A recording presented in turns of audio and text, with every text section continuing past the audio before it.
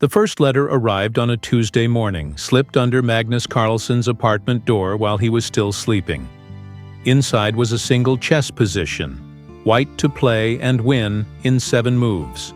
No explanation, no return address, just the position and 2 letters at the bottom. AN. Magnus thought it was fan mail from an eager chess enthusiast. He had no idea these 2 initials would change everything. You see, what Magnus discovered over the next 2 weeks would lead him into the most dangerous game of his career. Because those weren't just random chess puzzles. They were coordinates to a secret meeting that someone desperately wanted him to attend. And the person behind, the letters AN, was about to reveal a conspiracy that reached the highest levels of international chess. The second letter came 3 days later, this time containing a complex endgame study with an elegant solution.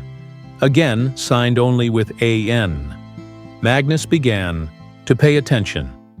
The positions were sophisticated, requiring deep calculation and creative thinking. Whoever was sending them understood chess at a world-class level. By the 4th letter, Magnus realized he was dealing with something extraordinary. Each position was more complex than the last, and when he solved them in sequence, a pattern emerged. The solutions weren't just brilliant chess moves, they were numbers, coordinates. Someone was using chess notation to communicate a secret location. Magnus spent hours analyzing the positions, cross-referencing the solutions with maps and GPS coordinates. The first position yielded 59.9139. The second gave him 10.7522. When he input these numbers into his phone, they pointed to a specific location in Oslo, the old chess club in the Grünerløkka district that had been abandoned for over a decade. The 5th letter arrived with a sense of urgency. The chess position was accompanied by a handwritten note. Tomorrow, midnight. Come alone.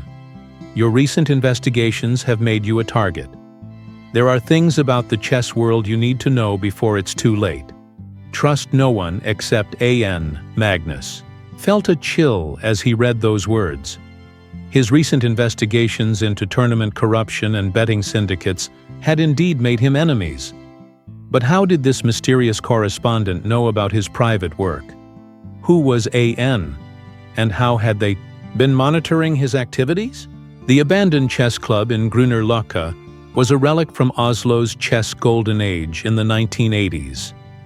Magnus arrived at the coordinates at exactly midnight, his phone's flashlight cutting through the darkness of the empty building. Dust covered everything: old chessboards, tournament trophies, and photographs of long-forgotten matches. "Mr. Carlsen," the voice came from the shadows near the back of the room. A figure stepped forward, a man in his early 30s with the intense eyes of someone who had seen too much. "Thank you for solving my puzzles." "Who are you?" Magnus asked, keeping his distance. "What do AN stand for?" The man smiled grimly. "My name isn't important right now. What matters is what I'm about to show you. Your investigations into chess corruption have been impressive, but you've only scratched the surface. There's a network operating in the chess world that makes your recent discoveries look insignificant." AN led Magnus to a hidden room behind a bookshelf, revealing a sophisticated surveillance setup with multiple computer screens displaying real-time information about chess players worldwide. Bank records, travel itineraries, private communications. It was a comprehensive intelligence operation. "I've been documenting this network for 3 years, AN explained, pulling up files on his computer. "They call themselves the Chess Council, and they control far more than tournament results or betting markets. They influence player careers, manipulate rating systems, and decide who gets opportunities at the highest levels of professional chess." The evidence AN showed Magnus was staggering. The Chess Council consisted of former players, tournament organizers, and wealthy sponsors who had created a shadow governance system that operated parallel to official chess organizations. They determined which players would receive invitations to prestigious tournaments, which young talents would get developmental support, and even which matches would be featured in mainstream media coverage. But that's not the worst part, AN continued, his voice dropping to a whisper. They've been systematically eliminating players who threaten their control. Not physically, but through career destruction. False accusations, manufactured scandals, strategic exclusion from important events. Magnus studied the documentation, his world champion mind processing the implications. How do you know all this? Who are you working for? AN hesitated before answering. I used to work for them. I was recruited straight out of university with a computer science degree and a passion for chess. They told me I was helping to modernize chess administration, making tournaments more efficient and fair. It took me 2 years to realize I was actually helping them manipulate the entire sport. The revelation hit Magnus like a physical blow. Someone with insider knowledge was now revealing the full scope of corruption in professional chess. But Magnus had learned to be skeptical of anyone offering convenient solutions to complex problems.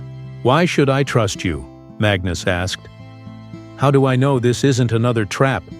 AN pulled out a thick folder containing documents that made Magnus's blood run cold. Bank statements showing payments to players Magnus knew personally. Email chains discussing reputation management for specific grandmasters. Most disturbing of all, detailed psychological profiles of top players, including Magnus himself, with notes about vulnerabilities and manipulation strategies. Because they have a file on you that's 3 inches thick, AN replied. They've been studying your psychology, your relationships, your weaknesses. They know exactly how to destroy your career if you become too much of a threat to their operations. Magnus examined his own psychological profile, feeling violated as he read assessments of his personality, strategic thinking, and emotional responses. The council had been preparing for the possibility that Magnus would eventually uncover their activities, and they had developed specific plans for neutralizing him. There's something else you need to know, AN continued urgently. The chess council isn't just focused on current players. They've been systematically rewriting chess history, manipulating records of past matches to support their preferred narratives about the game's development. AN showed Magnus evidence of historical match records being altered in digital databases, biographical information about deceased players being modified, and tournament results being adjusted to create more compelling storylines for modern audiences. The council was literally changing chess history to serve their current purposes. But Magnus, there's one more thing that's going to shock you, AN said, pulling up a final document. They have detailed plans for the next phase of their operation. They're planning to expand their control beyond chess into other intellectually sports, poker, esports, even academic competitions. The document outlined a comprehensive strategy for applying chess manipulation techniques to a broader range of competitive intellectual activities. The Chess Council saw their chess operations as a testing ground for methods that could be scaled to influence any competition where mental performance was the primary factor. Magnus realized he was looking at evidence of a conspiracy that extended far beyond chess. The council wasn't just corrupting his sport. They were developing methods for manipulating human intellectual competition on a massive scale. What do they want from me specifically? Magnus asked. AN's expression became even more serious. They want to recruit you. Your reputation and influence make you incredibly valuable to their operations. With Magnus Carlsen endorsing their vision for chess's future, they could legitimize their control over the entire sport. The offer would come with enormous financial incentives and unprecedented influence over chess development worldwide. But accepting it would mean becoming complicit in the systematic corruption of competitive intellectual activities. And if I refuse? Magnus asked. Then they implement the destruction protocol in your psychological file, AN replied grimly. Manufactured scandals, false accusations, strategic isolation from the chess community. They've done it to others who threatened their operations. As their meeting concluded, AN handed Magnus an encrypted communication device and a detailed plan for exposing the chess council safely. But he also delivered a warning that made Magnus understand the true scope of the danger he was facing. Magnus, the chess council has assets everywhere in the chess world. Players, journalists, tournament organizers, even some people you consider close friends. When you start fighting back, you won't know who you can trust. Magnus left the abandoned chess club knowing that his understanding of professional chess had been fundamentally altered. The sport he had dedicated his life to was controlled by a shadow organization that treated players as assets in a sophisticated manipulation game. But Magnus Carlsen hadn't become world champion by accepting defeat. As he walked through the empty streets of Oslo, he was already planning his counterattack against the chess council.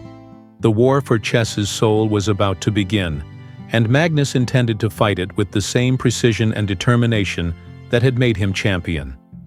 The anonymous letters had led him to the truth. Now it was time to use that truth as a weapon.